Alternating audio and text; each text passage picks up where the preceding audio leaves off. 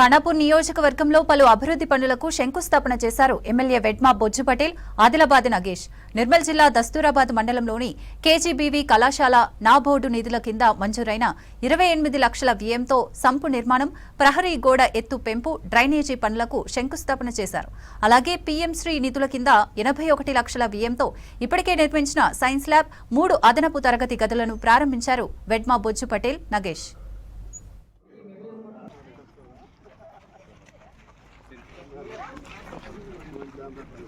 KGBV విద్యాలయంలో NABARD నిధుల కింద మంజూరైనటువంటి అదనపు వర్క్స్ కింద సంపు నిర్మాణము, అదేవిధంగా డ్రైనేజు, కాంపౌండ్ వాల్ రైజింగ్ కార్యక్రమ పనులకు గాను శంకుస్థాపన చేయడం జరిగింది.